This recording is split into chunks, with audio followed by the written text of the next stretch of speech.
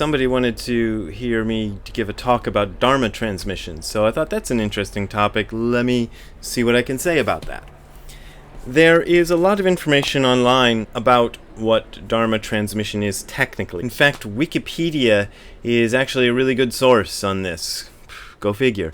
They have a couple of good articles that explain it. Also, there's a guy at a temple called Antaiji in Japan. He's a German guy named Muho, and he's done a few articles about the subject. I'll see if I can link to some of them below.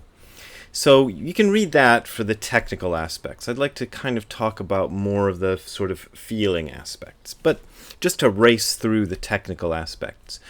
The story goes, the legend goes, that when Buddha was alive, the historical Buddha Gautama in northern India 2,500 years ago, he had a student named Mahakashapa. And at some point, he held up a flower, and Mahakashapa winked at him, and then they understood that they had transmitted the Dharma to each other, and Mahakashapa became the co-head of Buddha's order, and then when Buddha died, Mahakashapa took over, and then he passed this same something on to a succession of students. When it got to China, the transmission started to be not just one teacher to one student, but sometimes one teacher to multiple students, and that's why there are maybe hundreds or thousands of Dharma transmitted teachers nowadays. That's the mythology. What's the real deal? Well, in the Soto Shu, Dharma transmission is the first of 3 steps, and you can read the Wikipedia and Muho articles to find out what those are. There's 3 steps, and then you become a Zen master, an Osho. My teacher, Nishijima Roshi, didn't really believe in that stuff. He thought it was basically administrative stuff invented by the Soto organization to consolidate their power. So he combined the first 2 steps, which are Shiho Dharma transmission, and 10A, which is turning of the robe, into a single ceremony, and then he dispensed with the third part, which is called Zuisei. Zuisei is where you go to the 2 head temples of Soto Zen in Japan, which are Eiheiji and Sojiji. Eiheiji was founded by Dogen in the 1200s. Sojiji was established by one of his students 3 or 4 generations later. Can't remember which one. Probably it's in the Wikipedia articles. And you pretend to be the master of the temple for a day at each. This is totally a political thing that was developed in the Middle Ages when there was some competition between Eiheiji and Sojiji, because Eiheiji was known to be the founding temple, but it was kind of small, and Sojiji became much bigger, and then there's like a rivalry between them, and then to solve this, they developed this Zuisei thing. It's arcane medieval Japanese political bullshit. So it's not just political bullshit, it's really weird political bullshit, and I can understand why Nishijima just threw it away. What does it actually mean, though? What does Dharma transmission actually mean?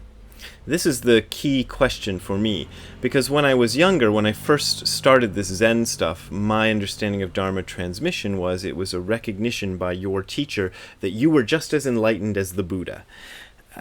When I heard that, I just thought of Dharma transmission as something remote, something other people did, not something I aspired to or was interested in or had any belief that I could ever do, because for me, doing Zazen was a personal thing. I did it because it made me feel a hell of a lot better to do it than not to do it, and I just continued to do it as a personal thing. It was not a stepping stone to something else. So I didn't want to become a priest, I didn't want to become a master, I wasn't interested in that. Now, fast forward, I end up in Japan in the early 90s, and I start studying with Nishijima Roshi. I became aware that he gave Dharma transmission rather a lot. Maybe that's a good way to say it. He transmitted, I think I tallied up 20 to 30 people at one time. It was about 10 years ago. I decided to go through what documentation I could find and assemble and try to figure out who he'd transmitted to. He wasn't really communicating with anybody anymore, and I thought it was important to make a list, which I have somewhere. I don't remember what I did with it. So he gave it rather easily in comparison to a lot of teachers, but I still wasn't real interested in aspiring to it. It wasn't something I wanted to do. Now, I had that experience on the bridge going over the Sengawa River, and that really flipped my head around. Made me see things a lot differently, but I still wasn't interested in Dharma transmission. However, I had some conversations with Nishijima around that time about the thing that had happened to me and about what changes had taken place. And I don't know how many of those conversations we had. Not many. 2 or 3, maybe.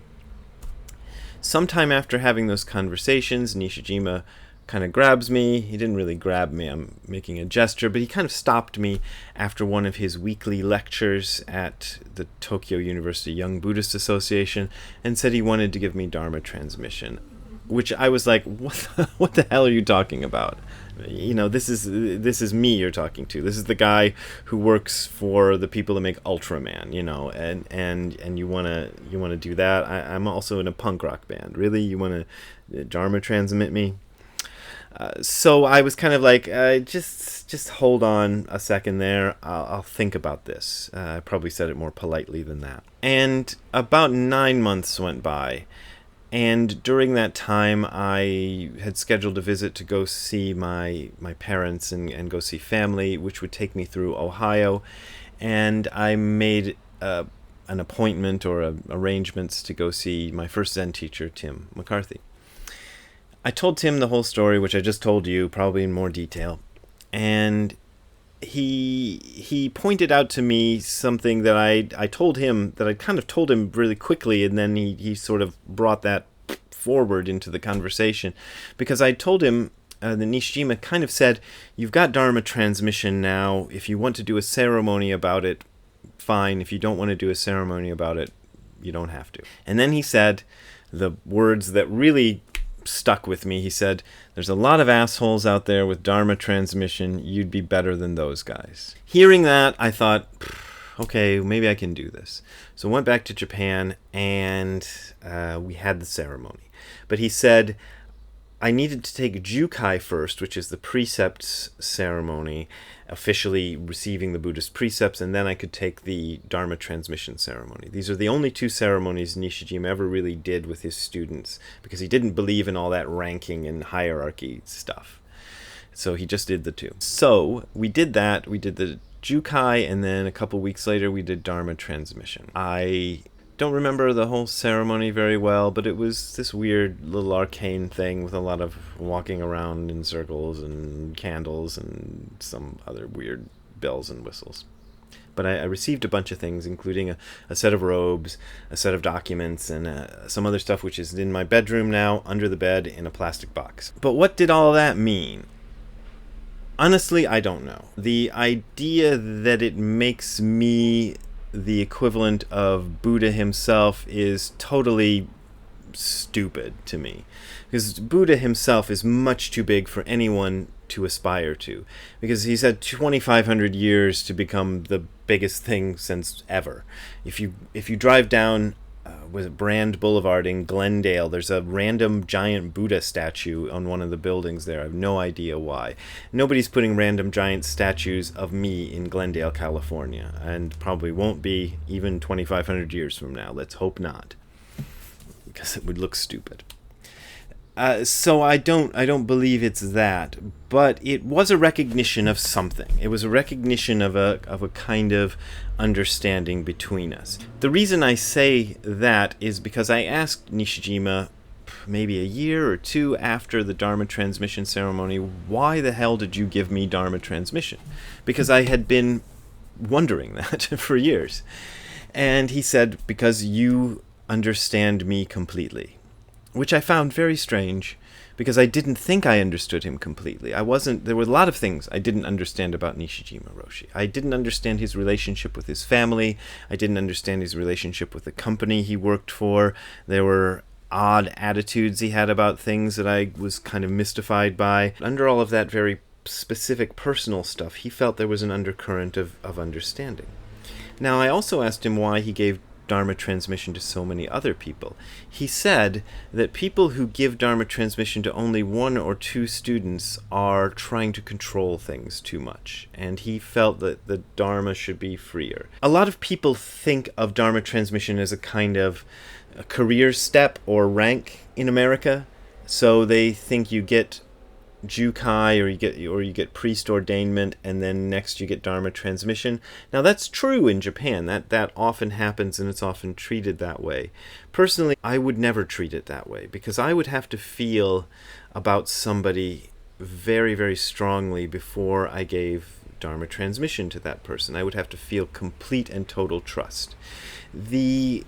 The analogy that Muho gives in one of his articles is, he likens it to a marriage. He says that it's like you have a Jukai might be a date, and priest ordination might be when you finally have sex with the person, and Dharma transmission is when you commit to marry them. I think that's an interesting analogy. I mean, the sexual part of it skeeves me out a little bit, but it is an interesting analogy, and I think a worthwhile one. I think it is a kind of a very close bond is created between the teacher and the student, but it's not like the teacher gives the student this thing, confers to them from above to the student below and gives them that. It's more like they find they're on the same wavelength. They're vibing together, if you want to use a kind of 60s-y term. They feel that something has happened between them that is worth kind of ceremonially consecrating before the world. So in that way, it's like a marriage. I don't know what it would take for me to feel comfortable enough with somebody to do that. I haven't felt that way about somebody, and I don't know what would make me feel that way. Some teachers, like Joshu Sasaki in Mount Baldy Zen Center, never gave Dharma transmission to anybody. Some teachers on the opposite end of the spectrum, like Nishijima, give a lot of people Dharma transmission. The normal thing is to give it to a few people, handful of people, but after a very long sort of courtship, to continue the marriage analogy. What it means in terms of enlightenment is impossible to say. Even if I believe that you're enlightened, does that mean anything? Maybe I'm not enlightened. Maybe I'm delusional and I see the same delusion in you. There's no way for an outside third party to assess the value of this thing. It gives you a kind of permission. It connects you. It establishes a kind of trust. And then since I am Dharma transmitted by Nishijima Roshi, you know that Nishijima Roshi trusted me. Now, if you trust Nishijima Roshi, then that has some value. If you think he's an old fool who got everything wrong about Dogen, then it might not have any value. So thinking about things like this is why I never really aspired to it, because I think, who cares? Basically, Dharma transmission and $3.50 will get you a cup of coffee at Starbucks. After that, everything else is up to you.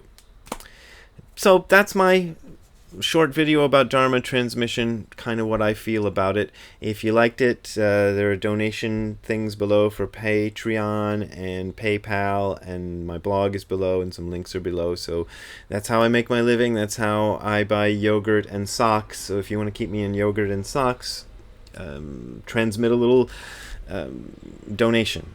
That's always nice. If not, just enjoy the video, and see you next time. Bye.